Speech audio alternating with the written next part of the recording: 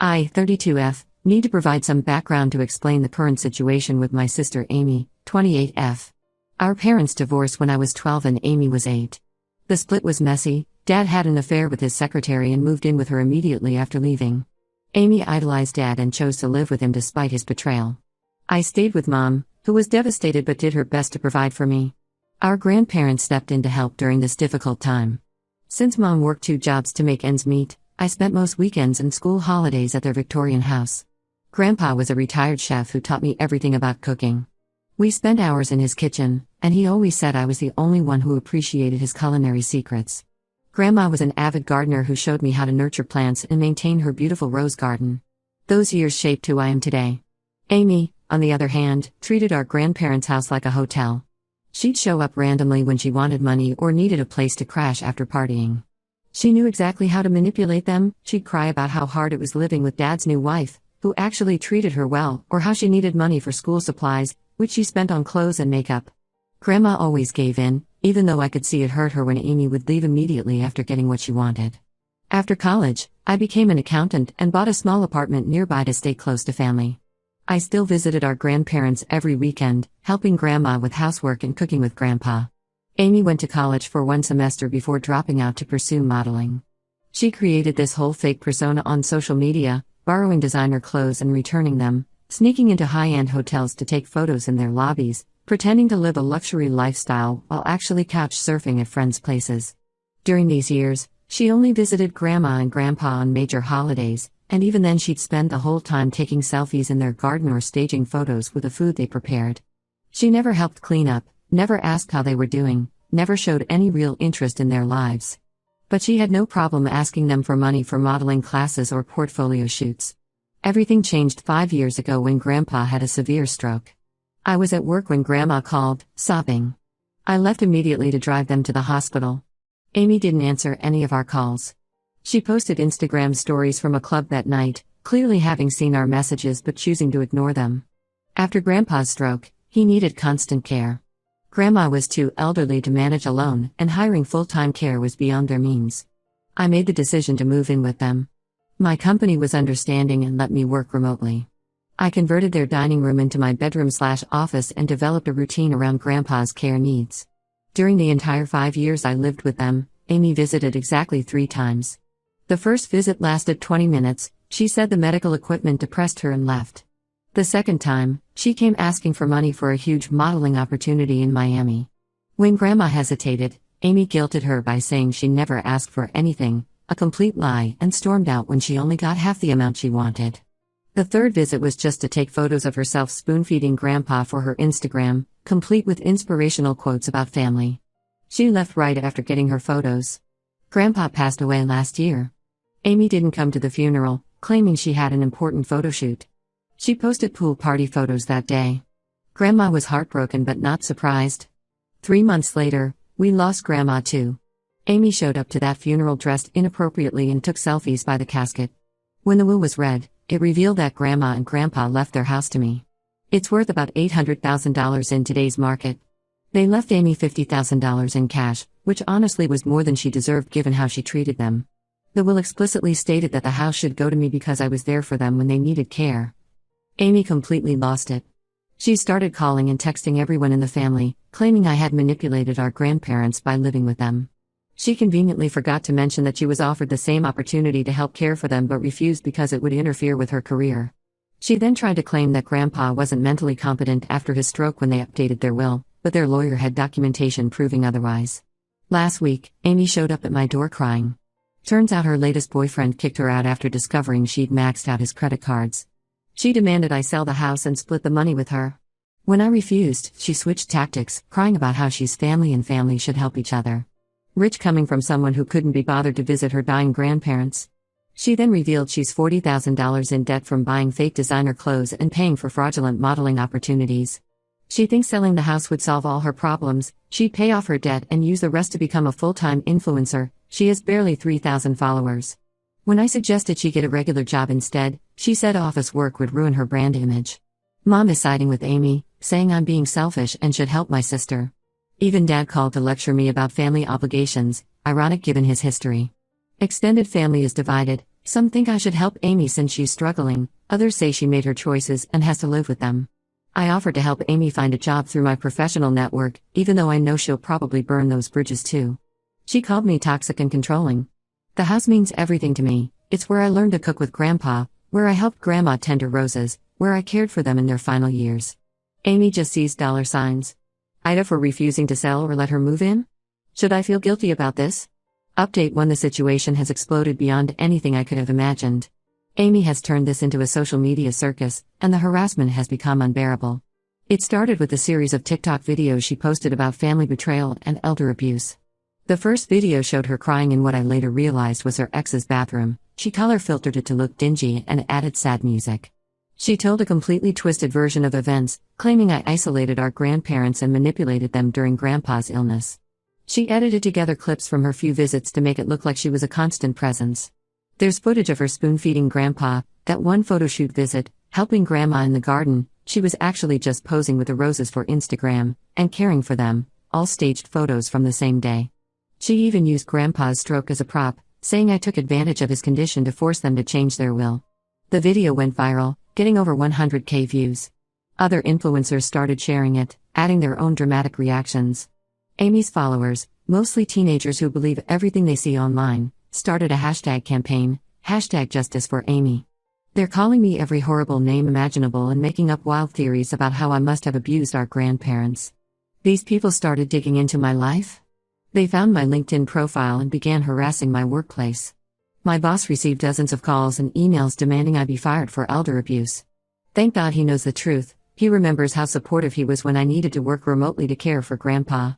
Still, HR had to get involved because people were leaving fake negative reviews about our firm. The harassment spread to my other social media accounts. I had to delete Facebook after getting hundreds of hateful messages. Someone even posted my address online, and now Amy's followers drive by my house taking videos. They think they're gathering evidence of my supposed wealth hoarding, but they're really just filming a home I legally inherited and worked hard to maintain.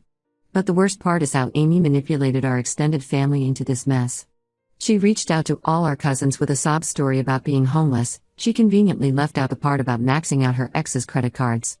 When our cousin Emma offered her a spare room, Amy declined, saying she couldn't live that far from her modeling opportunities, meaning she couldn't use Emma's modest apartment as a backdrop for her Instagram posts. Our Aunt Susan was initially Amy's biggest supporter. That changed after Amy's followers found Susan's small jewelry business page and flooded it with negative reviews, demanding she hold her evil niece accountable. That's when Susan finally snapped and revealed the truth about the $20,000 Amy borrowed. Apparently, Amy claimed it was for a modeling contract with a prestigious agency. Susan later discovered the agency was a scam, but Amy had already spent the money on a luxury vacation in Bali to build her brand. The most painful part is my mom's involvement. Amy moved in with her a month ago, and it's been chaos. Mom called me crying last night about how her apartment has become Amy's personal studio. Amy rearranged all the furniture for better shooting angles and refuses to put anything back. She invited a group of aspiring influencers over for a content creation day that turned into a party. They damaged Mom's antique coffee table but claimed it was already wobbly. Mom's electricity bill has tripled because Amy sets up ring lights and equipment for her videos. She's taking over every room for her shoots, even rearranged Mom's bedroom because it has better natural light. But Mom won't set boundaries because she's afraid Amy will post about her next. I tried reaching out to Amy one last time, meeting her for coffee to discuss job opportunities. A friend's company was hiring entry-level marketing positions, perfect for someone interested in social media. Amy recorded our entire conversation without my knowledge. She later posted edited clips where she spliced together parts of my sentences to make it sound like I was mocking her career choices. She captioned it "Toxic Sister Tries to Destroy My Dreams Again." The final betrayal came when she contacted my ex-boyfriend, James. For context, James cheated on me 4 years ago with a coworker. Amy knew how devastated I was. She even posted about being there for me during the breakup. She wasn't. Now she messaged him asking for dirt on me, suggesting they team up to expose my true character. James was decent enough to forward me the messages and apologized for our past. She's even started claiming that Grandpa's signature on the updated will looks suspicious. The lawyer has ironclad documentation, including video footage of Grandpa clearly stating his wishes, but Amy tells her followers this just proves how deep the manipulation goes. Mom keeps pushing me to give in, saying I should sell the house to keep the peace. She doesn't understand that this isn't about money anymore. Amy crossed a line by exploiting our grandparents' memory for social media fame. She's trying to destroy my reputation and career because she can't accept the consequences of her own actions. I've started documenting everything for legal purposes. My lawyer says Amy's videos could be considered defamation, but pursuing legal action might just give her more ammunition for her victim narrative. For now, I'm focusing on protecting myself and preserving our grandparents' true memory, not the twisted version Amy's created for likes and views. Update 2: The situation has taken an even darker turn. Last week, I received a certified letter from Amy's lawyer. She's suing me for half the house's value, claiming she was an equal caregiver to our grandparents and was unfairly cut out of her inheritance. Her evidence is laughable: those staged Instagram photos from her rare visits, a handful of grocery receipts from when she picked up things for Grandma, always expensive items that she got reimbursed for, and 3 birthday cards where Grandma wrote "We love you both equally." The lawyer's letter included statements from Amy's followers who claimed they witnessed her taking care of our grandparents through her social media posts. She's also trying to use Mom as a witness, claiming Mom can testify about all the times Amy helped. Mom later admitted to me she never actually saw Amy help, but she's afraid of contradicting Amy's story. But karma has a way of revealing the truth. While gathering evidence for my lawyer, I was going through Grandma's belongings in her old desk. Hidden in a locked drawer, I found her diary. What I discovered made me physically sick. The diary detailed years of Amy's manipulation and theft. Starting from when she was in college, Amy had been constantly asking our grandparents for money. The amounts were staggering: $15,000 for a modeling workshop in Paris. She actually went partying with friends. $30,000 for a talent agent, who turned out to be a scammer. $25,000 for professional photography equipment. She bought designer bags instead, and various smaller amounts that added up to over $100,000. Grandma wrote heartbreaking entries about how they dipped into their retirement savings to help Amy, believing her promises that she was on the verge of a big break. They wanted to support her dreams, even when their financial advisor warned them against giving her more money. Amy knew exactly how to play on their emotions, crying about how no one believed in her and how she'd pay them back once she was famous. But the most shocking revelation was about Grandma's diamond necklace, a family heirloom that had been passed down for 4 generations. The necklace mysteriously disappeared 6 years ago. Grandma wrote that she had seen Amy wearing it in an Instagram post, then noticed it missing from her jewelry box. When she confronted Amy privately, Amy claimed she had borrowed it for a photo shoot and lost it. Later, Grandma discovered Amy had actually sold it to cover credit card debt. Grandma was devastated but never told anyone because she didn't want to cause family drama or ruin Amy's reputation. She wrote about crying herself to sleep, not just because of the lost heirloom, but because of Amy's betrayal. That necklace was supposed to come to me on my wedding day. Grandma had promised it to me when I was little. The diary explained why Amy's visits became so rare. She was avoiding our grandparents because of the guilt, or more likely, because she knew they'd figured out her lies. Yet she still had the audacity to ask them for money, always through tearful phone calls rather than face-to-face visits. I confronted Mom with the diary. She broke down and confessed she knew about the necklace all along. Amy had told her a different story, claiming Grandma had given her permission to sell it because she needed the money more than some old woman needed jewelry.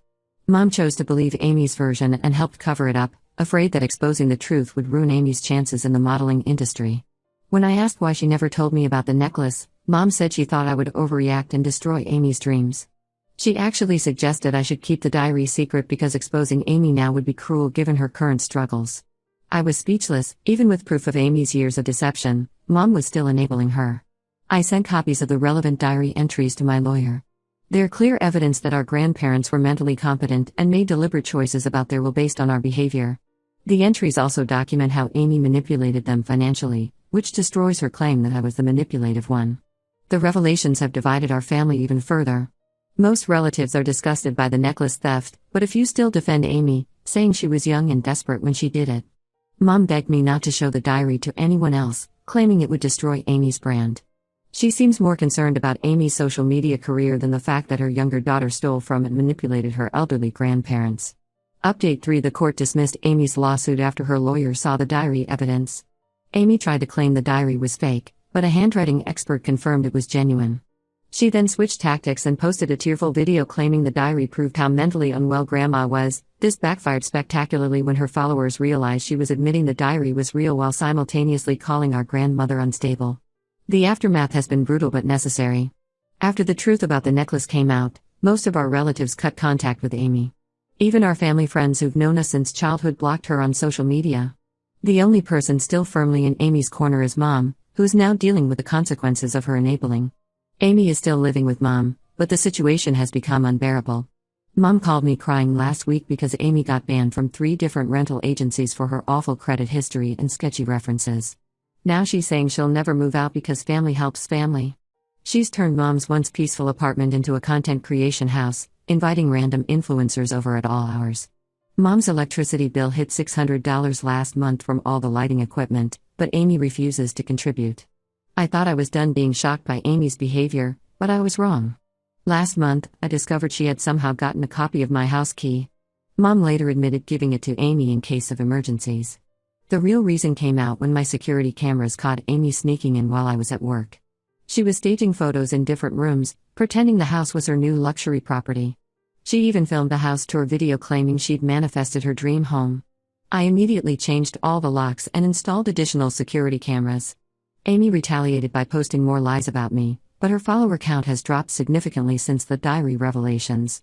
Her influencer friends abandoned her once they realized associating with her could damage their own brands. The final straw came when I found out Amy had taken Grandpa's handwritten recipe book and tried to sell copies online as exclusive family recipes passed down through generations. She was charging $50 per digital copy.